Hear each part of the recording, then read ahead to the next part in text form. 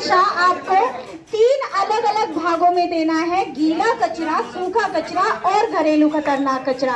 गीला कचरा यानी कि जो सड़ जाता है, गल जाता है, खाद बन जाता है, जैसे कि फल सब्जियों के छिलके, अंडे की छिलके, चाय पत्ती, झाड़ू की धूल, पूजा के फूल, सूखे पत्ते, टहनियां, बचा हुआ भोजन, मांस, मछली के टुकड़े, हड्डियां, यह सब। और सिटी एसपी जोन में रामलीला ग्राउंड और मोरी गेट में गीले कचरे से खाद बनाई जा रही है। तो अगर आप गीले कचरे को अलग से देते हैं तो उस गीले कचरे को मिक्स नहीं किया जाएगा, वह सीधा खाद बनने के लिए जाएगा।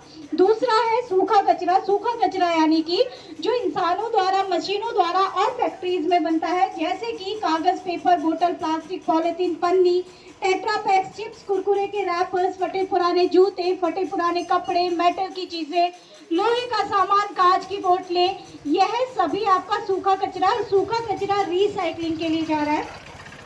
तीसरा है घरेलू खतरनाक कचरा, जैसे घर से निकलने वाला ऐसा कचरा जिससे खतरा हो इन्फेक्शन का, चोट लगने का या कटने का, जैसे कि नैपकिन्स हो गए, डाइपर्स हो गए, टूटा हुआ कांच है, ब्लेड है, रेजर है, एक्सपायर मेडिसिन है, इस्तेमाल की हुई दवाइयाँ हैं, इस्तेमाल की हुई सुई है, या घर में कीटनाशक दवाइयों के खाली डब्बे हैं, यह सभी घरेलू खतरनाक कचरा है। तो आप लोग प्लीज कचरे को अलग अलग करके देंगे तो उस कचरे का इस्तेमाल हो पाएगा और वह कूड़े के पहाड़ पे नहीं जाएगा। जैसे कि आप लोगों को पता है दिल्ली में 3 कूड़े के पहाड़, जिन कूड़े के पहाड़ों ने हमारी 11 साल उम्र खत्म कर दी है, पूरी तरीके से मिटा दी है 11 साल उम्र। उसके बाद हवा दूषित, पानी दूषित, भूमि दूषित।